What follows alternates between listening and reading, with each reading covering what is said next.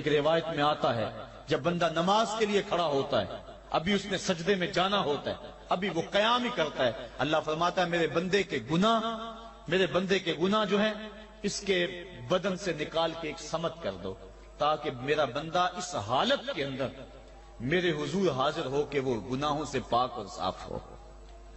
حضرت نبی رحمت صلی اللہ علیہ وآلہ وسلم فرماتے ہیں کہ پھر اس کے سارے گناہ اس کے بدن سے اتار کے ایک سمت رکھ دیے جاتے ہیں، اور بندہ مصلی پہ سبحان ربی العالی کے نغمے الاپتا ہے، رکوع کرتا ہے، سجدے کرتا ہے۔ جب سلام پھیر کے نماز ختم کر کے دعا کر کے جانے لگتا ہے تو فرشتے عرض کرتے ہیں مالک یہ جو گناہ اتار کے ایک سائیڈ پہ رکھے تھے یہ دوبارہ اس کو دے دیں؟ اللہ فرماتا ہے جس کی جھولی سے گناہ نکال لیے تھے دوبارہ اس کی جھولی میں نہیں ڈالیں۔ اللہ اکبر۔ اور ایک روایت کے لفظ ہیں کہ جب بندہ نماز کے لیے کھڑا ہوتا ہے اس کے کندھوں کے اوپر سارے گناہ آ جاتے ہیں اور اس کے سر کے اوپر گناہ آ جاتے ہیں، جب رکوع میں جاتا ہے تو کندھوں والے گناہ گر جاتے ہیں، اور جب بندہ سجدے میں سر رکھتا ہے تو اللہ تعالیٰ اس کے سارے گناہوں کو ختم کر دیتا ہے اور وہ بالکل پاک ہو جاتا ہے۔ حضرت سلیمان فارسی ایک دن ایک درخت کے نیچے کھڑے تھے، آپ نے درخت کی شاخ کو پکڑ کے جنبش دی، حرکت دی، موسم خزاں تھا، درخت کی شاخ کے سارے زرد پتے گر گئے۔ ایک صحابی پاس کھڑے تھے، انہیں پوچھنے لگے عثمان تو نے مجھے پوچھا نہیں کہ میں نے درخت کی شاخ کو یوں ہلایا کیوں ہے؟ انہوں نے کہا اچھا پھر آپ بتا دیں کہ آپ نے درخت کی شاخ کو یوں کیوں ہلایا ہے؟ کہا سنو پھر ایک دن میں اور چند صحابہ حضور کے ساتھ جا رہے تھے، رستے میں ایک درخت آیا، اس کے نیچے حضور کھڑے ہوئے، حضور نے اس طرح درخت کی شاخ کو پکڑ کے ہلایا، یوں پتے جھڑ گئے، ہم اس منظر کو دیکھتے رہے۔ حضور علیہ السلام نے فرمایا سلمان فارسی تو نے مجھے پوچھا نہیں کہ میں نے اس درخت کی شاخ کو یوں کیوں ہلایا ہے؟ تو میں نے عرض کی حضور آپ بتا دیں کہ آپ نے کیوں ہلایا ہے؟ فرمایا سلمان جس طرح اس درخت کی شاخ کو ہلایا گیا اور سارے پتے جھڑ گئے، جب کوئی بندہ سجدے میں سر رکھتا ہے نماز پڑھتا ہے اس کے سارے گناہ دھل جاتے ہیں اور وہ پاک اور صاف ہو جاتا ہے۔ ایک دن فرمایا صحابہ اگر کوئی بندہ اس کے گھر کے سامنے سے نہر گزرتی ہو اور وہ دن میں 5 مرتبہ اس نہر کے اندر غسل کرے تو بتاؤ اس کے بدن کے اوپر کوئی میل کچیل رہ جائے گا؟ عرض کی نہیں۔ فرمایا اس طرح جو 5 نمازیں پڑھتا ہے اس کے بدن کے اوپر گناہوں کا میل نہیں رہتا۔ فرمایا الصلاۃ معراج المومنین، نماز مومنوں کا معراج ہے، عماد الدین الصلاۃ، نماز دین کا ستون ہے، حبب الی من دنیاکم ثلاث الطیب والنساء وجعلت قرۃ عینی فی الصلاۃ، مجھے تمہاری دنیا سے صرف 3 چیزیں پسند ہیں، خوشبو، منکوحہ بیویاں، اور میری آنکھوں کی ٹھنڈک نماز میں رکھی ہے۔ اور حضور نے یہ بھی ارشاد فرمایا من ترک الصلاۃ متعمدا فقد کفر، جس نے جان بوجھ کے نماز چھوڑی گویا اس نے کفر ہی تو کیا، یعنی کافروں والا کام کیا۔ حضرت امام فخر الدین رازی نے تفسیر کبیر میں لکھا حافظوا علی الصلوات والصلاۃ الوسطی، اس آیت کریمہ کے تحت ایک عورت مدینے کی گلیوں میں چیخ رہی ہے اور کہنے لگی مجھے حضور کے در کا پتہ بتاؤ۔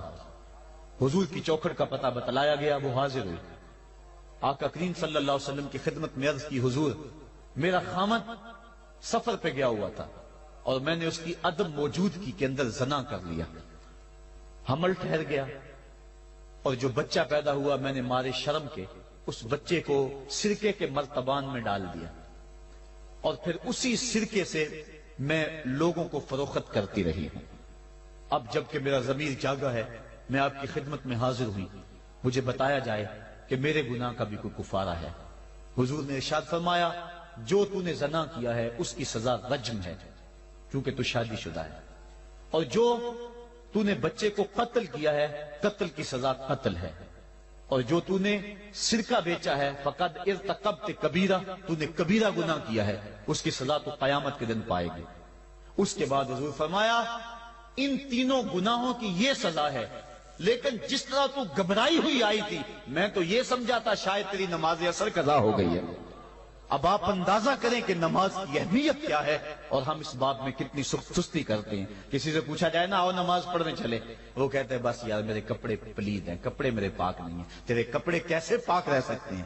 تو اللہ کے حضور جھکنا نہیں جانتا، تیرے کپڑے بھی پلید ہیں، تیرا دل بھی پلید ہے، تو اس کے حضور جھک کے تو دیکھ، قلب بھی ستھرا کر دے گا، تیری روح کو بھی پاکی دے دے گا، تیرے قلب کو بھی طہارت بخش دے گا۔ تو اس کے حضور آ جھک، اس کے حضور سجدوں سے اللہ کے حضور خراج پیش کر اپنی محبتوں کا. جب بندہ سجدے میں سر رکھتا ہے اللہ فرشتوں میں فخر کرتا ہے، میرے بندے کو دیکھو نا، بالآخر میرے حضور ہی جھکا ہے نا. کتنے گناہ کیے اس نے، کتنے جرم کیے اس نے، لیکن بالآخر میرے حضور آیا اور اپنے گناہوں کی معافی مانگتا ہے. فرشتوں گواہ ہو جاؤ، میں نے اپنے اس بندے کی مغفرت فرما دی.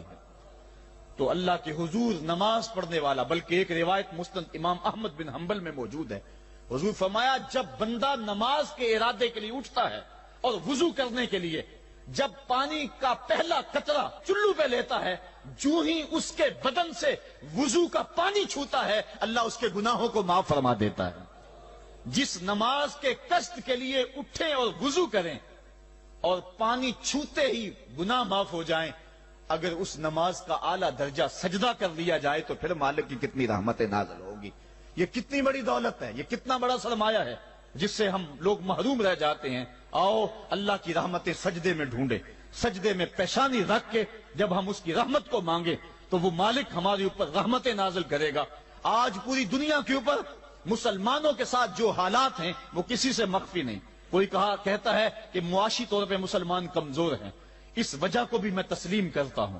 مسلمان کے پاس آلات حرب و ضرب بھی موجود نہیں ہیں، اس وجہ کو بھی تسلیم کر لیا جائے. سیاسی طور پہ مسلمان کمزور ہیں، اس وجہ کو بھی تسلیم کر لیا جائے. یہ ساری وجہیں اپنی جگہ پہ، لیکن یہ بھی تو سنو مسلمانوں کی تعداد اس وقت 1.40 کروڑ ہے. افرادی قوت اتنی کبھی بھی مسلمانوں کی نہیں ہوئی تھی. اس وقت مسلمانوں کے پاس ایٹمی طاقت موجود ہے، اتنی قوت عسکری کبھی بھی مسلمانوں کے پاس نہیں ہوئی تھی. 56 اسلامی ملک ہیں جن میں قیمتی معدنیات سے اور تیل کی دولت سے اور سونے کی قیمتی معدنیات سے یہ مسلمان مالا مال ہیں. کیا کچھ نہیں ہے جو مسلمانوں کے پاس نہ ہو، لیکن ایک دولت چھن گئی مسلمانوں کے پاس، وہ سجدے کی آبرو، وہ سجدے کی عزت، وہ پیشانی رکھ کے اس رب کو پکارنا جو سب سے اعلیٰ ہے، جو سب سے بالا ہے، جس نے موسیٰ کے فرعون کو نیل کی موجوں میں ڈبو دیا. کیا پوری امت مسلمہ 1.40 کروڑ انسان سجدے میں سر رکھ کے سبحان ربی الاعلیٰ کے نغمے آلات کے اپنے رب سے گزارش کریں اور اپنی امت کا رونا روئیں؟ کشمیر میں لٹتی ہوئی جوانیاں اور قدس کے اندر بہتا ہوا خون، شبرغان سے لے کر کابل و قندھار تک اور موصل سے لے کر تکریب تک مسلمان کے اوپر جو ظلم و تشدد ہو رہے ہیں، اپنے رب کے حضور اس کا دکھڑا سنائیں اور اپنے مالک کو کہیں میرے مالک ہم لٹ گئے، ہم کٹ گئے، ہم پٹ گئے. اسلحے بھی موجود، افرادی قوت بھی موجود، سیاسی طاقتیں بھی موجود، لیکن اس کے باوجود مسلمان دبتا چلا جا رہا ہے. اسی کشتی کو ہے خوف تلاطم صدحیف منہ موڑ دیے تھے جس نے بڑھتے ہوئے طوفانوں کے، جو 300 ہو کر جرأت اور وہ طاقت اور وہ عظیمت کی داستانیں رقم کرتے ہیں کہ مالک تو بھی اس دن کو یوم فرقان کہہ کے پکارتا ہے. آج وہ امت بیچ منجدار کے اس امت کی کشتی ہچکولے کھا رہی ہے. ہماری فریاد، ہمارا استغاثہ تیرے سے ہے میرے مالک، ہمارا کھویا ہوا وقار بحال کر دے اور اس امت کو اس مرتبہ کمال تک پہنچا دے جس مرتبہ کمال تک یہ امت پہلے پہنچی تھی، اور ان کا کھویا ہوا وقار بحال کر دیا جائے. آج بھی ہم اگر سجدوں سے اپنے رب کو منا لیں اور وہ روٹھا ہوا رب آج بھی ہماری مدد کے لیے آ جائے تو پھر کوئی قوت، کوئی طاقت ہمیں نہیں لتاڑ سکتی. آئیے ہم سجدے سے اپنے مالک، اپنے خالق اور اپنے رازق کے حضور اپنی محبتوں اور اپنی الفتوں کا خراج پیش کریں. نماز ایک ایسی عبادت ہے جس کا حکم قرآن میں 750 مرتبہ کے قریب دیا گیا. اور ایک آخری بات عرض کر کے اپنے موضوع کو سمیٹنا چاہوں گا.